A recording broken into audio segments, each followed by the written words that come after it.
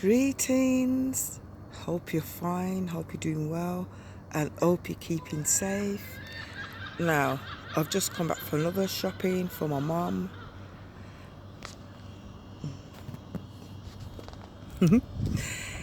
Passion for living. What does that mean to you? I've put down some bullet points because I have some great ideas. It's a hunger, a thirst, an intense desire that you have inside of you.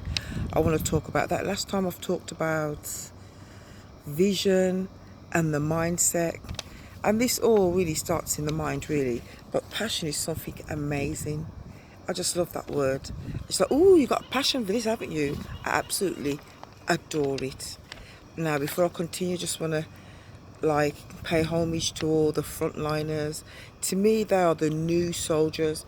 I don't know if you can see me. I'm not sure.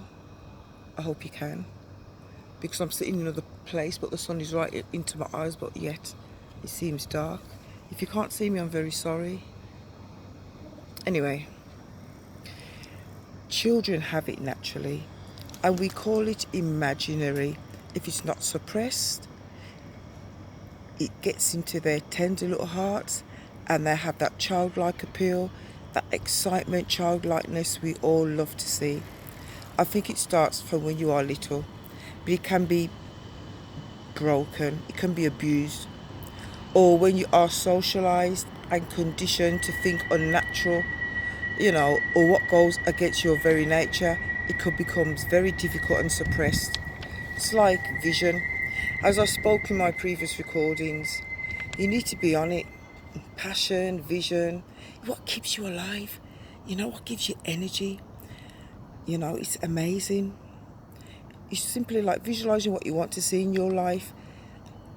That is vision. Passion is more settles inside you, down, way down, and you need to stir up the gifts and talents, your desires, to allow the passion to explode. Amen to that. I love that. It's called treasures. I call it treasures. When you start this journey, the more and more ideals will come to you. Socialization and conditioning. Oppression will lead to depression, can actually crush your dreams.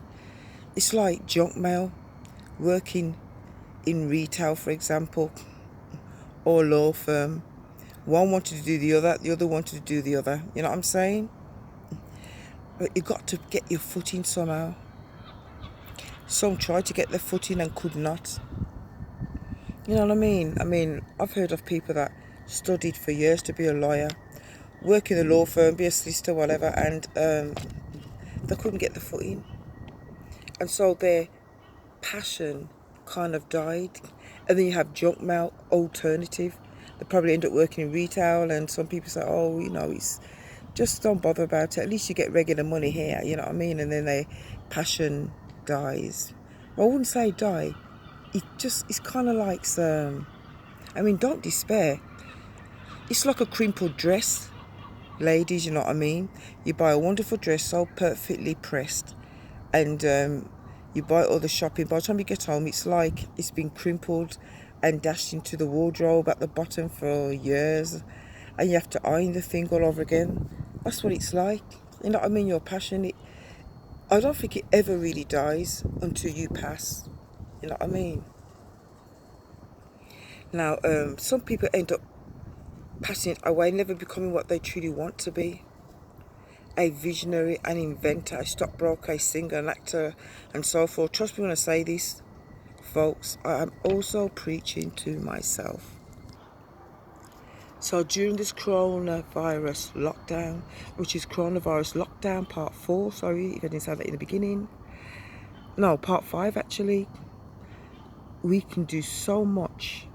There's changes out there, and it's good. Unfortunately, as I keep saying, there's a lot of bad that's happening, the deaths and the mourning, and more nurses died. Yesterday my mum was telling me, and I thought, oh God, Mum, they really are there to me like the new soldiers. They're on a warpath, and I admire them. All those that genuinely go out to save lives, that's all they have in mind, to help comfort. I just oh, I can't praise them enough, you know. I've always admired really good nurses and doctors, good quality ones that really go out there to do what they study to do good, save lives and so forth. And despite everything going around you, you could probably feel despair too. But you know what? You got your mind to work on, you got your passion, your dreams. So, you know, some people were made redundant, you know what I mean? And some people were laid off for a while until, you know, this nightmare is over. And for those that were made redundant, it must be really terrible, and you think your dreams crush. No, it's not. This is for young, middle-aged and old, okay? I believe a lot of people still have dreams, visions and inventions. They just don't know how to get it kicking if it's laid dormant. But there is so much wisdom, there is so much inventions, visionaries, and guess where it is? Dreams and hopes that can change the world radically for good. It's in the grave. It really is. Many people have died. Not this coronavirus I'm talking about, but even that as well. You know, you had a lot of young people dying, and many people have passed, and they didn't get to fulfill their dreams, always scared that somebody will laugh at them, or the words of negativity got to them, got the better of them. And they had so much dreams and hopes, and that is one thing I believe many considered. You know what I mean? It's not just the living, it's, you know, we have it now and we have a chance, but those that have passed, it's too late for them. And what a thing the world missed out on. I believe there's so many amazing things, more inventories, you know. I love inventors, I love visionaries, I really do. I just absolutely do, you know, because it shows that you've got this, especially when they vocal about it and they goes, oh God, I want to really do this, and it's just amazing. But a lot of them, I believe, are in the grave. But you're not. So you can make a difference. And it starts with your mind. I keep saying it, and I won't stop saying it. Because you know what I says about when you're very vocal on things, when you're very, very, very vocal, and you keep saying the thing, it gets into people's hearts. And that's my plan. Every day you live gives you a chance to address the balance, and you've got to be determined, smart and cunning. So many of us had our dreams crushed almost to death. But really, it is as it's, let's just say, unconscious. It's in its unconscious state, ready to be awakened when you're ready. It may need to be in intensive care for a while and nurtured back to life. All it needs is time and your determination. You know what I mean? To get it going. Here's a trick though. Don't nurture none of the junk mail. Because there's a thing called junk mail and good mail. The junk mail obviously is things that are in you that people put there and it doesn't really belong there. You don't want to do it. You got no passion for it. You got no time for it. But in a sense, you're doing it anyway. And you are doing it to please others. You know, just for peace, quietness, and to get along with, oh, don't be stupid. If people laugh at you if you do that, oh my God, what are you doing that for? You know, the list goes on of the torments people have given others for wanting to dare be a visionary, to dare dream something different. So nurture the good male, ignore the junk, and stir up the good inside of you. Now, what is junk? It's like junk food. The same way we have to eat to help our mind be more alert, because sometimes certain foods make you feel sluggish, and certain drinks, Coca-Cola helped give me panic attacks in the past. It wasn't just that, but that just helped increase it. And when I called the ambulance, they says, do you drink Coca-Cola? Do you drink coffee? I don't drink coffee, but oh God, I lived on Coca-Cola for years. And I used to drink a litre a day. And they said that's what's causing it. So sometimes when you want to do something, it just can kind of cause your dreams to be dormant. And it's same with this. You know, you were meant to be better than people saying that you should be, or you think that you should be because you've given up on your dreams. That's junk. And, you know, it still surprised me that some people say, oh, I don't know what I want to be. If you're very, very, very young, I can understand that. But even young people say, oh, I want to be Cinderella, I want to be, but that's still a wonderful dream. You know, and they get reality you know, and then they may want to be a model, and that's a dream too. So continue to imagine yourself doing the things you love, making a difference in this world, and winning rewards. And that will stir up the passion, and passion gives you ideas. Why? Because your mind is ready. So get ready with a pen and paper at hand always. You know, don't be lazy on this. I was lazy on one point when I wanted to do these self-tapes. I was lazy on getting a pen because ideas came to me, and it was a lot more better than what I'm saying. Well, the past 4 things that I was saying. Yes, I wanted to say the things I was saying, but the way I wanted to deliver it was a lot better, and it would have made the tape a lot shorter. So I put some bullet points, paper next to me, you know, to help me not drag this on and on, because I prefer short messages. And I didn't obey my gut. Says get this paper, and then when I tried to remember, that is a brilliant idea, I couldn't remember it. I should have written it down. So now I carry a pen and paper, and I had all these ideas flooding last night and today, and I decided to put bullet points like I didn't want to forget them, and then I sang some of them and I remembered some, but as I was remembering, more ideas came, and then you know, there's gonna come a point today where I want to do this. So I says, okay, just jot the whole lot down in bullet points, and a lot I'm saying off my head, but also some I'm reading with paper next to me. So it's like that. So you got ideas for anything you want to do in life, you just jot it down. You know, it's like a whole new you. I'm on lockdown, and I'm going to watch the news sometime because it's important to know what's happening, but I'm not going to watch the news that much. I don't want to be sad. And then after, when ideas come, I'm just going to chill out and watch a comedy or do whatever you want, exercise in the house. You know, you're keeping yourself alive. Do you know what happened when this lockdown was and I was at home? I wasn't scared at first. I didn't really take it that seriously. And what happened to me apparently was I got up and I had a shower. I just put back on my nightie, and I was in my nightie all day, and I thought, oh, I can't be bothered. But then it started making me feel sluggish about certain things I want to do. So I said to myself, no, I'm going to get up like I'm going work. Even though I'm not going work, I don't normally dress like this. I dress in suits and whatever, you know. And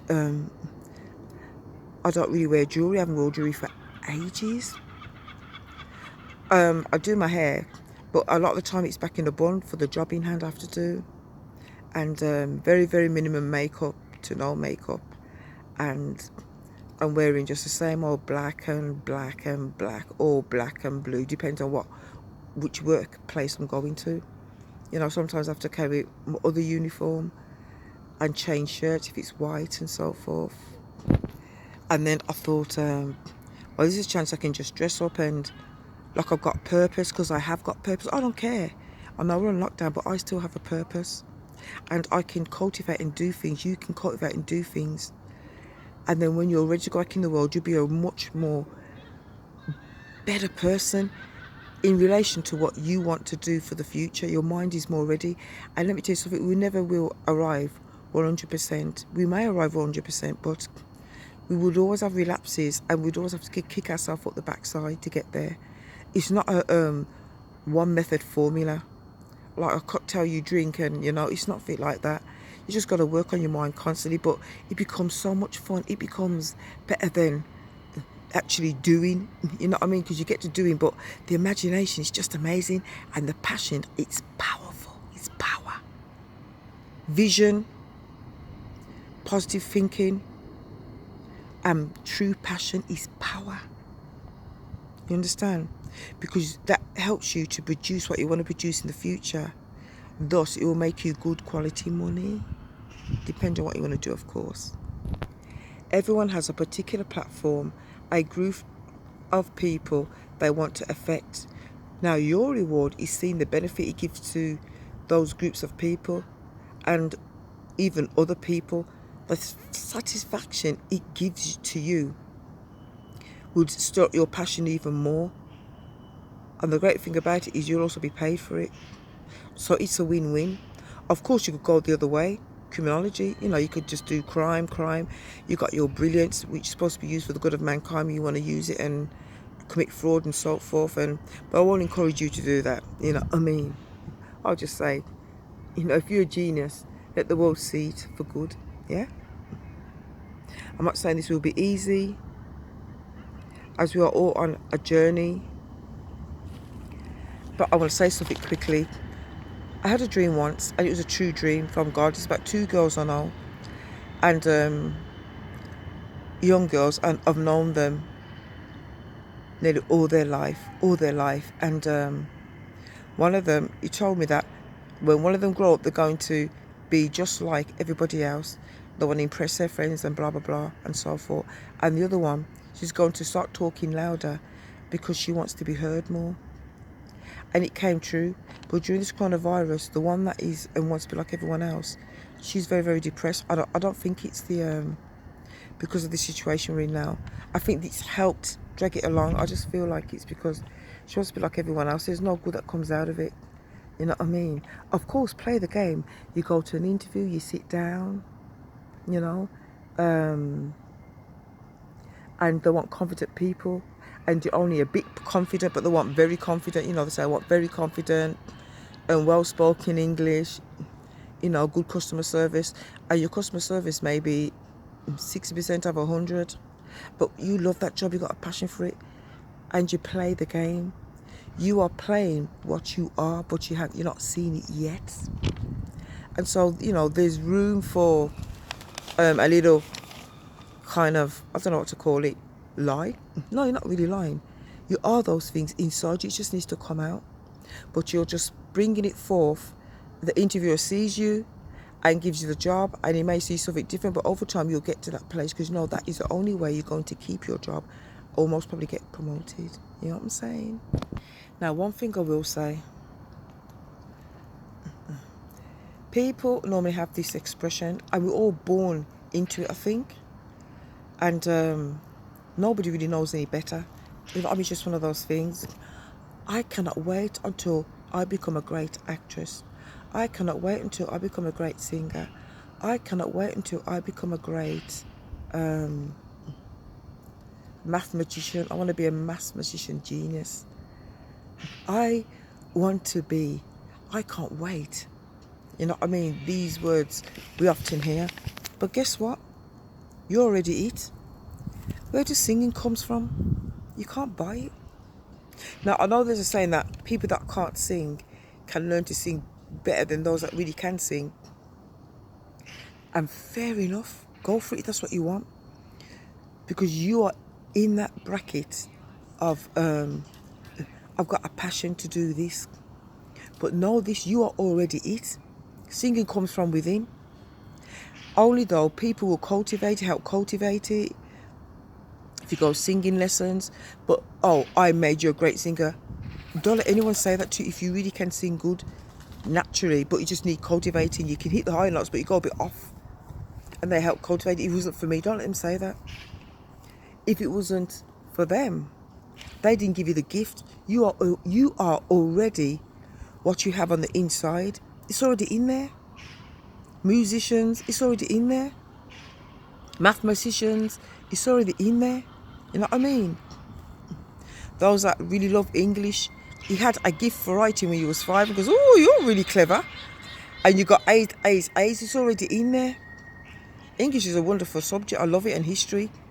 It was already in there. Nobody gave it to you. Nobody gave you that gift. Don't let anyone tell you that. So, you may not be brave enough to say it out, but outside, because people wouldn't understand that level of faith. But when you're inside and you see a mirror in your house, if you got one, just say it to every day, I am be like Muhammad Ali. He's smart. He knew that words were powerful. He knew it, and he won. Now, I've got another poem I want to recite, mainly for the young people, but everybody can take this on board. And it's like the hard knocks, coronavirus. The one I did on my last video was for children, young children. And normally I would like to elaborate on it before I start. but I didn't want to because I had so much things I wanted to say. But what I should have said, especially when you're doing things for young people, and I thought, oh God. And somebody, I gave them the vid and they liked it, and they says, I wish you would have done that. And they says, oh, don't quote me. You know what I mean? Because I'm going to mention that. So when I do my next thing, says, oh, you told me. Says, don't, but I will anyway. I won't say her name because she told me don't, but I don't like to say this and that if I didn't say it. I always like to say it. And she says to me, it would have been nice if you sat down like you're telling a story to a child. I know you were standing up because I'm where I'm living. I'm only 85% comfortable because people walk by and I live in a house of other people living there. So I'm always alert to that. So although I've got the passion to do this and I love it, I'm 85%, I am personally 85% comfortable because I don't like disturbance at all when I'm doing these things. I'm outside, I'm probably 90%, but there are people walking by, sometimes I pause it.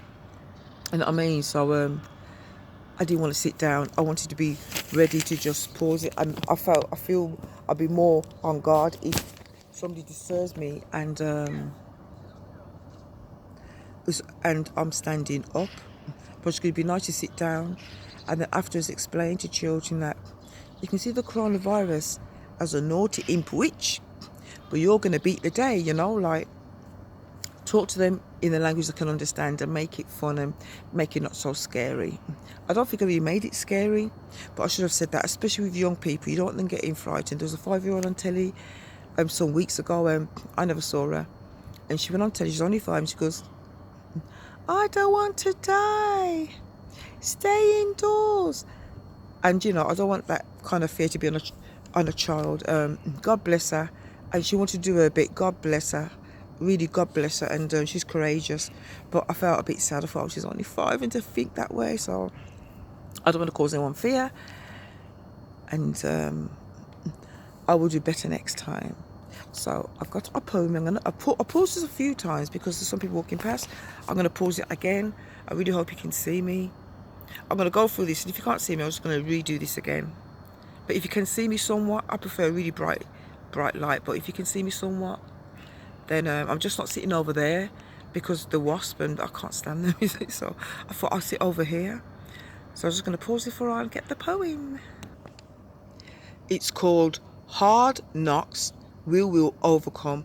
I wrote all the poems I wrote from my early 20s till, you know, I finished writing the last one about, I don't know, 8 years ago. And so I used to remember all these by heart, so I'll be reading it. And this is very, very, very relevant for now. And it may not, you know, reflect everything that's happening, but I believe that you will, hopefully you'll benefit, and especially those that are studying, you know what I mean. I want this to go out particularly for younger people, but I really want older people to embrace it. If it touches you, great, you know, I'll be so happy. Right, it says, the road I was walking seemed to go on for miles. Because I was going through too many trials, inside I felt like I was crying, and even felt my soul was dying. Too much studying made me crazy, like a continuous screaming baby. I hated all the fears and fretting, as well as all the pain and sweating. At times I laid in the sea of frustration, becoming cold, off-putting and complacent. Nearly all the way through for me was a struggle. I felt like giving up to a life of hustle because the struggle was hard. Sometimes I says, Lord, my belief in him made some people laugh. So I suffered a lot of unwelcome hate, but God showered me with his grace. When people asked me, how are you doing? Oh, fine, I replied, but inside I was screwing. Why do we do this to ourselves when deep down we know we need help? I guess I was going through a few life changes at different times and at different stages, but I know it was wise to embrace education to help me fulfill my own creation. So now I feel overwhelming sensation of complete triumph over past tribulation. But the war is not complete, by far it's not over. I must continue to be strong like a soldier, with the help of my Saviour, the Father above, who sits on his grand, pure throne of love, and the battle is his. He gives me the victory. Sometimes how he does it is still a mystery. I hope you enjoy it. I didn't want to talk too much about the coronavirus because all the other videos, I wanted to mention it. I wanted to know that I'm feeling it. I'm feeling you all, even though I'm not scared of getting it. You know, and just acknowledge people that have passed, show my respects, and give examples, even though you all know. You know, I mean, it fits in with what I like to say. But this time I just didn't want to talk too much about it. I wanted to move on. I go by my gut.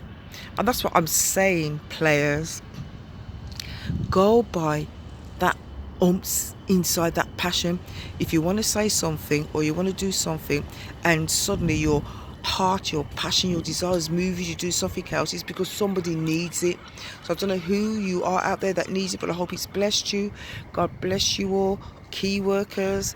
God bless you all these soldiers out there. I call them health professional soldiers. You know, all the civil service workers, you know, just continue doing your thing, and we got your backs. All those that are out there genuinely wanting to help and not harm. You know, there's so many people that are making money out of other people's misery, but you're sacrificing yourself for the many, and we appreciate it. For all those out there that have listened, God bless you. May it marinate your heart, and may you feel great. Please have a good day. God bless you. Take care.